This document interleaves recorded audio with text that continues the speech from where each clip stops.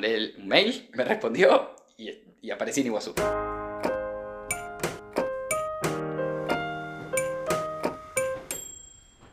Hace unas 3 semanas más o menos estuvimos con Valen y con mis viejos en Cataratas del Iguazú. Y en el Parque Nacional Iguazú hay un sendero que se llama Sendero Macuco. Y una cosa que nos llamó mucho la atención de ese sendero es que había unas hormigas muy grandes, mucho más grandes que cualquier hormiga que haya visto antes. La medí con mi menique y ocupaba una fracción importante de mi menique, o sea, así de grande era la hormiga de punta a punta. Y poco antes de eso, yo me había visto con Alejo, después de varios años, que yo sabía que estaba estudiando biología, pero me contó hace poco que le gustaban mucho las hormigas. Entonces con Valen le mandamos un audio preguntando si sabía qué onda esa hormiga, que era, que nos había llamado la atención. Yo pensando que me iba a decir que no, porque existen miles de especies de hormigas. Pero la respuesta de Alejo no fue solamente sí la ubico, sino que agregó, yo me fui un mes a Cataratas del Iguazú a estudiar esa especie de hormiga. Así que bueno, acá lo tenemos a Alejo para llenarlo a preguntas. En realidad quiero empezar preguntándote antes de esa hormiga, ¿cómo es que llegaste a fascinarte tanto con las hormigas? Porque esa es una fascinación que compartimos, pero no sé en tu caso de dónde salió. Sí, bueno, hola. Yo en realidad estudié biología, bueno, no fue mi primera carrera, por ejemplo, yo había estudiado matemática antes. La Tenés ciencia me gustaba. un pasado oscuro. Tengo un pasado matemática, sí. La ciencia yo ya sé que me gustaba, entonces hay algo de, uno tiene un abanico enorme de cosas para elegir qué hacer, qué estudiar, qué te gusta, en biología en particular. Y entonces una cosa muy importante en biología es, bueno, qué animal te gusta? ¿No? Esa es una pregunta súper común que se hacen los biólogos. Y si no se la hacen, entonces son biólogos moleculares, ¿no? Como algo así. ¿Qué molécula te gusta? Claro, ¿qué molécula estudiás? Una cosa así. Entonces, a mí tuve una clase en un momento de un profesor que hablaba de comportamiento en abejas. Y habló de que las abejas tienen en su panal una manera de comunicarse, voy a ponerlo entre comillas porque es raro decir comunicación, es un tema debatible hasta el día de hoy, bailando. Era una danza, la famosa danza de las abejas, y que hay una manera de cómo se movían esas abejas que les mostraba para dónde estaba el alimento a las otras abejas de su panal.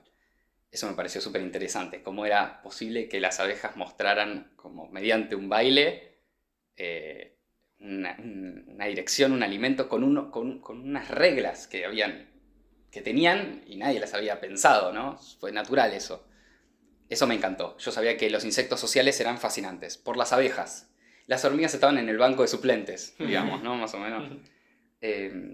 Venían de la mano. Es el mismo paquete cuando una las presenta abejas y hormigas. Abejas y hormigas. Como los insectos sociales. ¿Hay más insectos sociales? Sí, las termitas. Ok.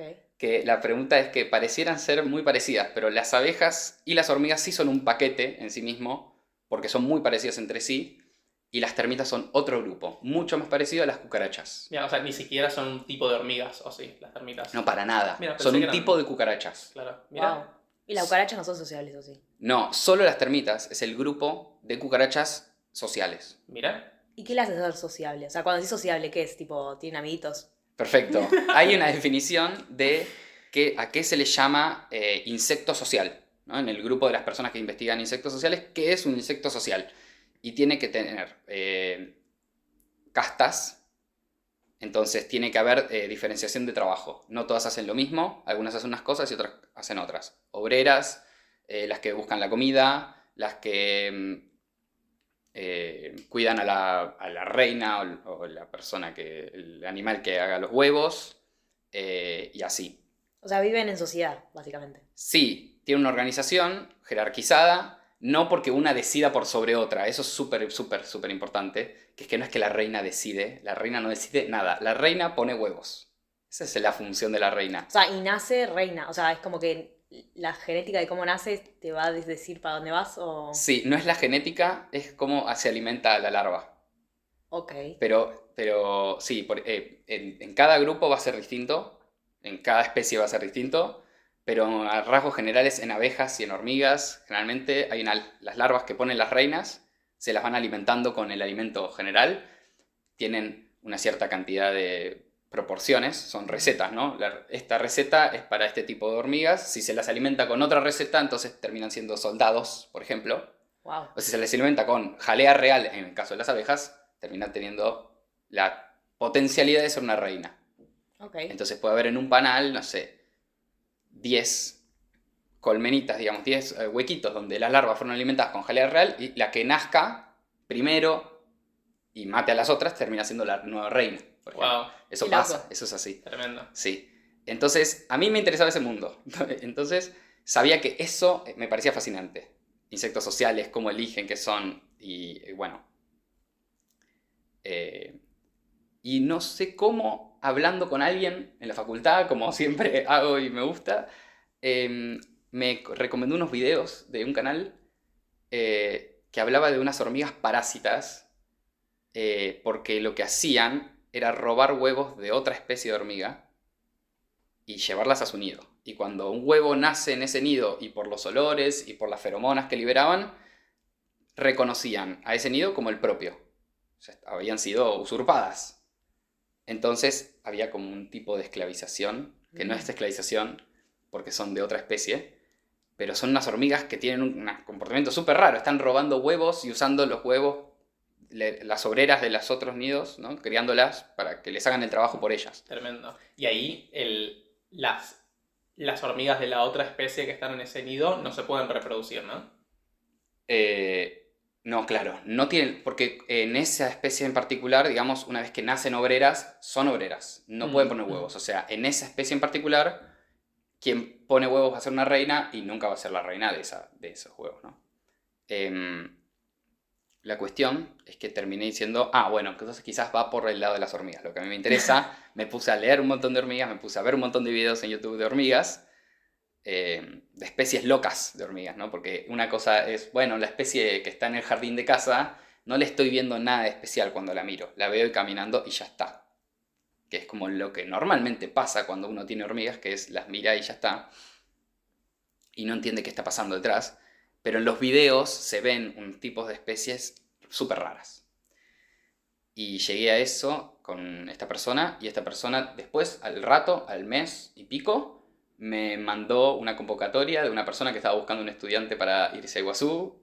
O sea, ni siquiera sabía que era para irse a Iguazú, era para estudiar las hormigas, y dije, yo quiero estudiar hormigas. Le mandé un mail, me respondió, y aparecí en Iguazú. Esa es la historia, y hoy soy el abanderado de las hormigas, porque siento que tengo esa responsabilidad ahora. Me metí en ese mundo y ahora ya estoy adentro. ¿Y por qué estudiaste esa hormiga en particular, que fue la que vimos, esta hormiga gigante, brillante? Claro. ¿Por qué esa hormiga y no otra hormiga? Bueno, yo estudié esa hormiga porque es la convocatoria que me llevó esta persona, pero el motivo principal por el cual estudian esa hormiga en particular, y por qué tiene interés esa hormiga por sobre otras hormigas, es porque vieron que decían que eran grandes. Al ser grandes, tienen también están en un grupo de hormigas que tienen unos caracteres particulares que se les llama como caracteres ancestrales. Son como, pareciera como que se parecerían a las primeras hormigas. Okay. Entonces tienen como un comportamiento no tan especializado, no tan así aceitado. Son más como individualistas, cada una hace lo suyo, van a buscar la comida por separado. De hecho, eso nos llamó la atención con Valen, que no es que veíamos el caminito de una hormiga atrás de otra, la linita en el pasto, sino que las veíamos sueltas.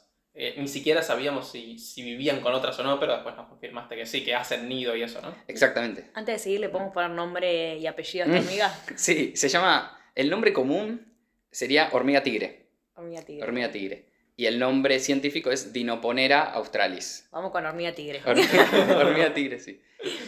Porque cuando nace se le ven las patitas que tienen como un marroncito rojizo. Mirá. Entonces pareciera como que tiene rojo-negro, como un tigre. Entonces, claro, el famoso camino de hormigas que todo el mundo está familiarizado, en esta no pasaba. Además, el nido no tiene tantas hormigas en cantidad. Uno se imagina que el orden de números en los que va un nido de hormigas tradicional de hoy es entre 10.000 y 1.000.000. De hormigas en un solo hormiguero, digamos, ¿no? Claro. En estas son desde 10 a 100. Poquitas. Poquitas. O sea, para Igual nivel de son hormigas. gigantes, 100 de esas te la debo, es un, un hormiguero gigante. Sí, sé la profundidad de esos hormigueros, son más o menos 5 metros de profundidad. sí, Los no. más grandes. Es un montón. Los de la hormiga tigre. Sí, la ¿Y hormiga eso? tigre llega a 5 metros de profundidad. Y se ven por fuera tipo como, como es un agujero 5 metros para abajo. Claro, todo es profundidad. Lo único que se ve por arriba es una leve montañita muy chiquita, casi un agujero, que lo adornan alrededor. Le ponen restos de frutitos, le ponen maderitas, le ponen cosas. No sabemos Alfombra todavía que muy dice bien para qué. welcome, sacarse los zapatos antes de entrar. Hay una alfombra, sí, creemos que es como para el reconocimiento. Ellas no usan tanto esto de las señales químicas, famoso que en las hormigas y en las abejas pasa un montón, esto de señales químicas para la comunicación. Acá no hay casi señales químicas, o no pareciera haber tantas señales químicas, por esto lo de ancestrales, son cosas como más, menos especializadas, ¿no? Y esto de 5 metros de profundidad del hormiguero, ¿tenés idea cómo se compara con otras especies? O sea, ¿es más o menos común un hormiguero de esa profundidad? La verdad, no lo sé. Lo que sí sé es la estructura tridimensional que más o menos estamos estudiando. Hay como un canal principal, a lo sumo 2 canales principales, que tiene sus cámaras a los costados y listo. Y al fondo un basurero. Y es como, lo más largo termina siendo el basurero, como, no sé, van y lo dejan lejos. Entonces eso es lo que mide mucho. En otras hormigas hay una ramificación mucho más grande. Lo que uno en la cabeza se imagina como un hormiguero, que es miles de canales que van saliendo. Entonces quizás no es tan profundo, pero sí es súper ramificado. Este pareciera ser como un gran tubo. Wow. ¿Y qué tiran en la basura? Iba a preguntar lo mismo. Bueno, todo lo que no comen. O sea, por ejemplo, ellas son predadoras. Van individualmente, cada una va y caza algún animal. Alguna mariposa, si las logran cazar, alguna cigarra también, las que hacen mucho ruido en Iguazú, que no sé si las escucharon, Sí. que hacen ruido. Comen esas también, saltamontes, chinches, cualquier tipo de insecto que veas en el pasto, si lo ven y lo pueden agarrar, lo agarran. ¿Muerto ¿Cómo? o vivo? Vivo, lo cazan. ¿Cómo lo cazan? Porque yo recuerdo que caminaba despacito, no me Bueno, dio igual miedo. era. Si te agarras hormiga, agarrate. Sí. Es verdad, es verdad. Van caminando despacito y van medio como viendo. No es tan dirigido la dirección en la que caminan. Van como... Tienen una preferencia zonal, eso lo estudiamos, que es eligen y dicen, bueno, salen del nido para un sector y caminan y siempre rodean más o menos el mismo sector. Van caminando, van haciendo su camino preferido, como algo tienen de preferencia en ese camino, y van recorriendo, van viendo. Se llegan a cruzar a uno que tiene que estar a nada, unos centímetros de distancia. O sea, el animal no se dio cuenta el otro que había una hormiga cerca. Y bueno, llega a estar a unos centímetros de distancia y ahí sí se activa y es muy rápida en agarrarla y se le tira encima, todo el cuerpo encima, las 6 patas lo rodean al animal y tiene un aguijón para picar. Que Bien. no es común que las hormigas hoy en día tengan aguijón. Se pierde el aguijón, la funcionalidad de ese aguijón que pica. Estas O sea, hormigas sí. ¿Se pierde históricamente en la historia de la evolución de las hormigas? Claro. Claro, o sea, estas son... Porque como son más ancestrales, lo preservan, ponele. Claro, Claro. habría como un carácter común al de una avispa, que es tener un aguijón para picar, y las hormigas estas sí la tienen. O quizás por eso la agrupan en abejas y hormigas. Bueno, es que es así. Generalmente el carácter común es tener un aguijón que pica. Claro. Y las hormigas, que con caracteres evolutivos más nuevos, no tendrían aguijón, ¿no? Claro. Estas sí lo tienen. Entonces le pican, lo paralizan y tienen mandíbulas. Agarran con las mandíbulas, pican con el aguijón, sostienen al animal un rato, lo ves paralizado, lo ves quieto el animal, y viene el momento de llevarlo al nido, volver para atrás. Entonces lo ves que agarra con las mandíbulas y lo va llevando. Y se la arregla. Y si no lo logra, tiene que partirla en pedacitos. Eso yo lo tuve que estudiar. Yo estudié exactamente esto que estoy contando. Es ver cómo agarran a un animal, cómo se lo llevan. Entonces se llevan todo el animal entero al nido o todo lo que puedan. Después hay alas, después están las mandíbulas del animal, están las partes duras y quizás eso es la basura.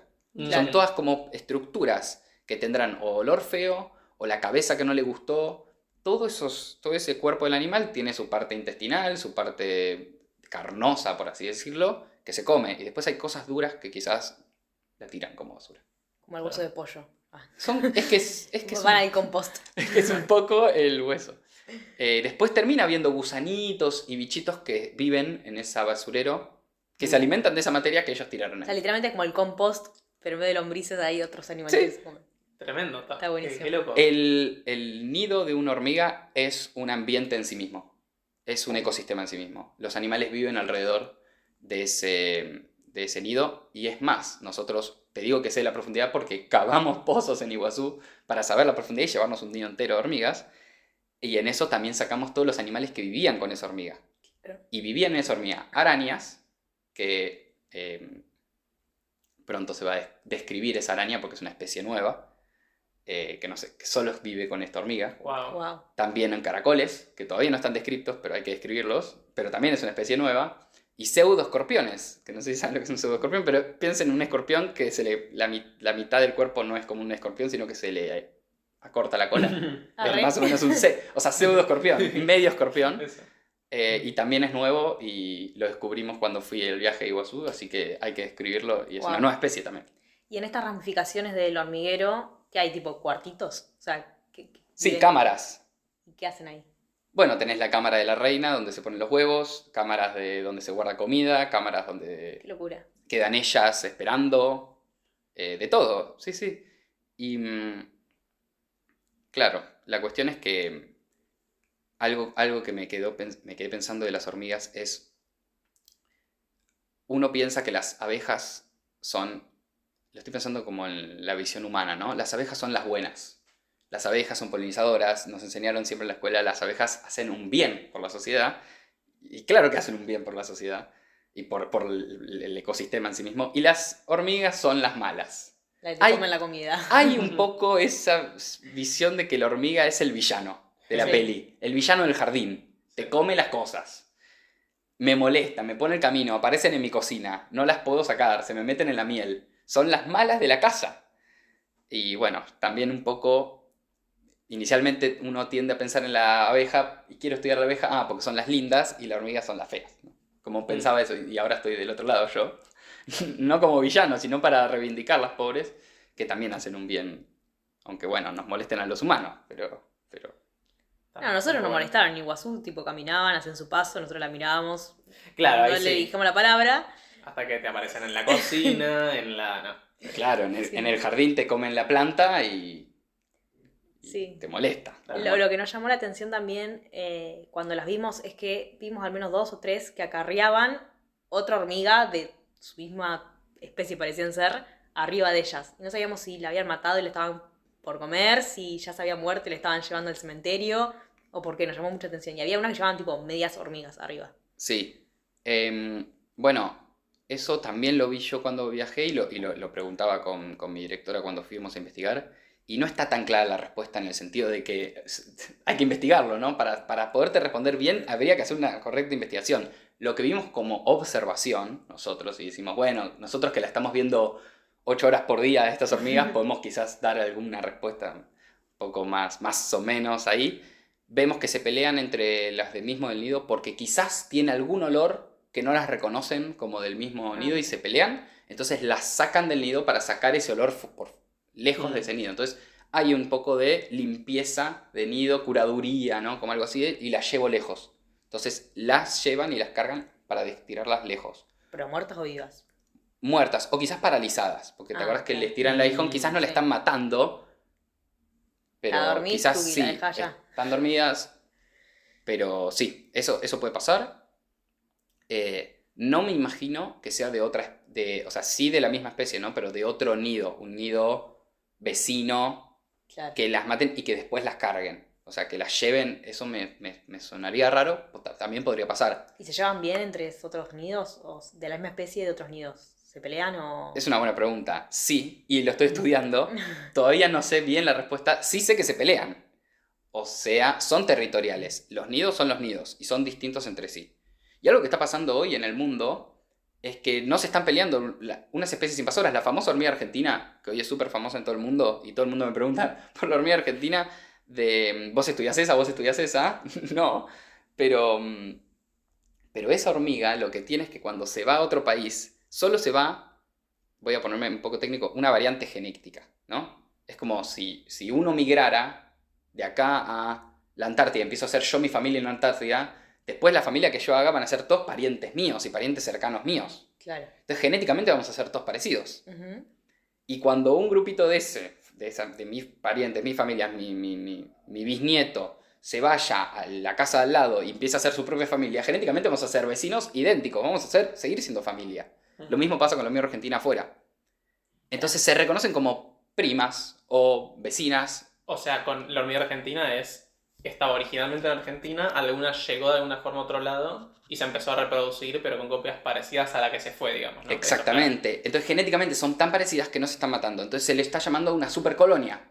Una colonia en donde compiten contra otras especies y no contra la misma hormiga argentina. Acá en Argentina sí se controla la hormiga argentina contra la hormiga argentina. Porque pasa lo que pasa con mi especie también, la hormiga tigre. Nidos vecinos que son de la misma especie, en algún momento se reconocen como enemigas porque están compitiendo por los mismos recursos y son vecinos, pero no se llevan bien, aunque sean de la misma especie. Yo cuando tenía 7 años, creo que tenía, mis tíos me regalaron un hormiguero de estos de juguete, que son las dos planchas de plástico separadas por poca distancia para llenarlo hasta la mitad con tierra y hormigas que hacen caminitos y vos ves los caminos. Y veíamos cómo iban haciendo caminitos y una vez con mi hermano dijimos, bueno, vamos acá al jardín botánico a buscar más hormigas y agregarlas al De otra especie. Creo que eran otra especie porque me suenan que había algunas chicas y unas grandes. Bueno, vimos la batalla más épica, más de lo que nos imaginábamos. Sí, no, se pelearon hasta que una especie mató a la otra. O sea, son súper agresivas, ¿no? Ay, Sí. no. ¿Qué Sí. hicieron? Bueno, en realidad simularon lo que pasa en la realidad, que las guerras de las hormigas son muy parecidas, o sea, es una guerra como lo que conocemos los humanos como guerra, digamos, hay batallones coordinados que pelean y uno persiste por sobre el otro, eso pasa todo el tiempo, en todos los jardines de todas las casas, Qué en todo el locura. mundo.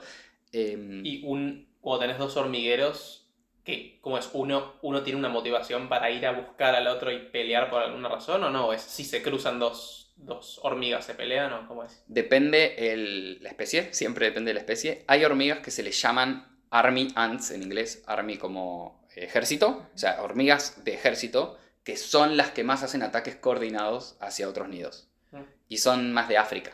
Entonces se ve un gran grupo batallón que va hacia otro lugar. Me las imagino tipo, viste, con la espadita y toda armada así.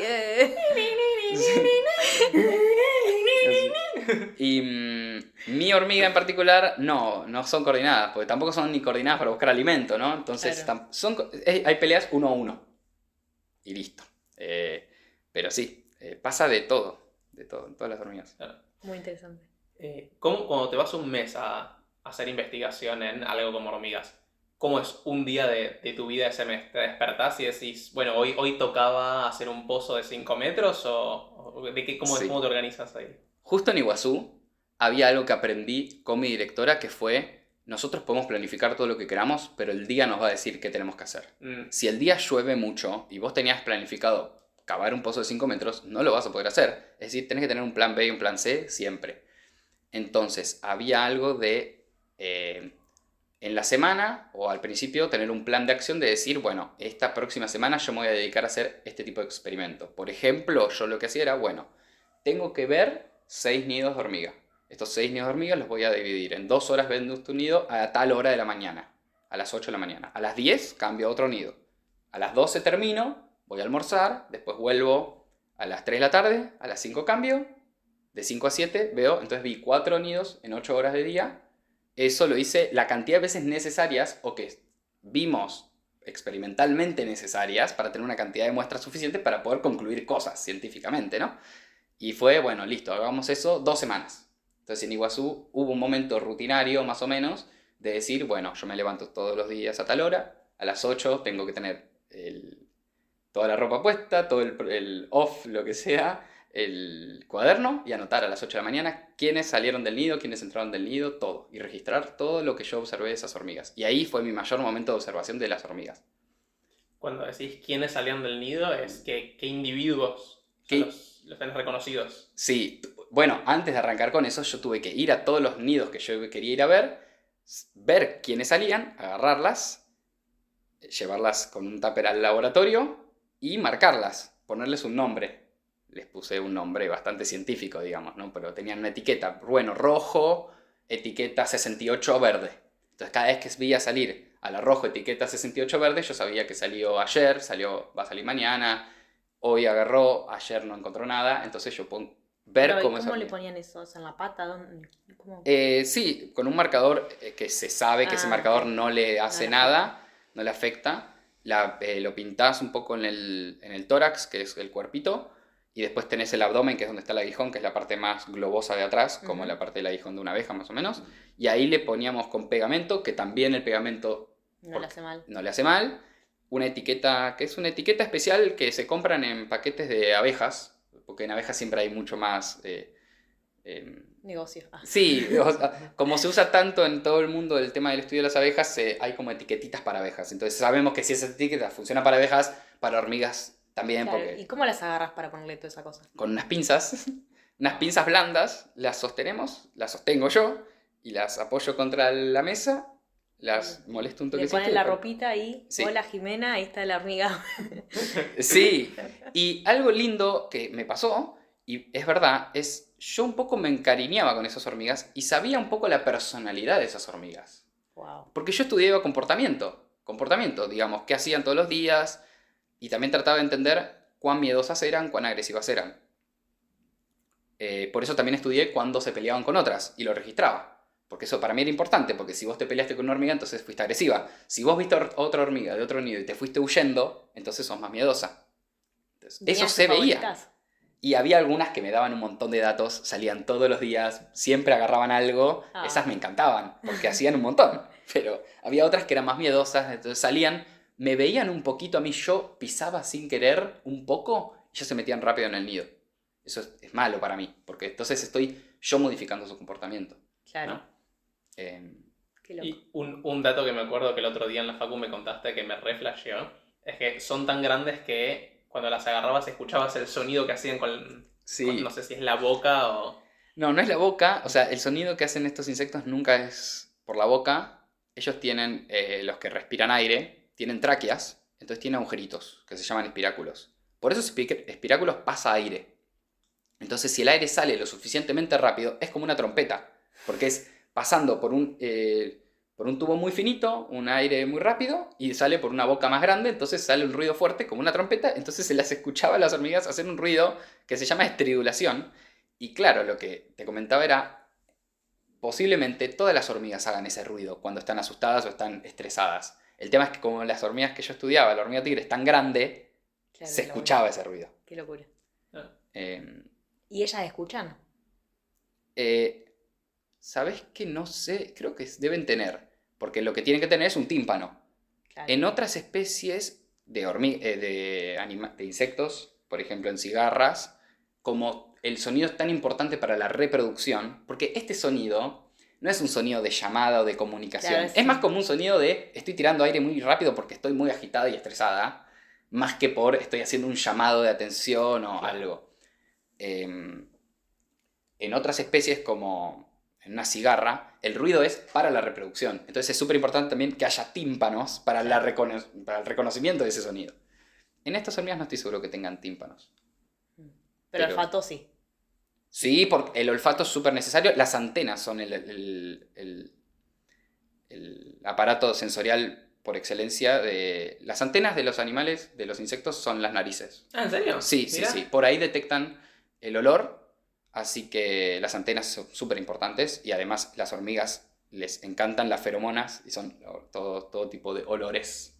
Claro. Eso es mucho más importante que un ruido Claro. para una hormiga. Wow. Y la última pregunta es, ¿qué consejo le darías a alguien que le gustan mucho las hormigas y que quiera hacer algo parecido a lo que hiciste vos de investigarlas? Bueno, aliento a que lo primero que hagan es lo primero que hice yo, porque es lo que sé, que es mirar unos videos en YouTube que son muy buenos de hormigas, que hablan un montón. Hay un montón de de videos informativos y un montón de canales. Me metí en blogs, me metí en posts de foros que hablan un montón de gente, porque hay muchos aficionados amateurs de hormigas, por lo que vos me contabas, de gente que mantiene terrarios y eso. Entonces tiene una rama muy amateur y tiene su rama científica. Entonces, para quien le interesa la cuestión más amateur, hay un montón de foros de gente que habla sobre hormigas. Y la parte científica, bueno, hay que arremangarse y leer, o ver estos videos también de divulgación científica. O si no, también, bueno, lo que yo sé, que es estudiar biología, ir a los museos, leer cosas sobre hormigas en los museos. Eso. Podemos dejar algunos de los links de estos videos que decís en la descripción, Dale. así están a mano. Por ejemplo, ¿sí? Bueno, gracias por coparte a grabar el Estuvo episodio. buenísimo. No, gracias a Gracias. ustedes.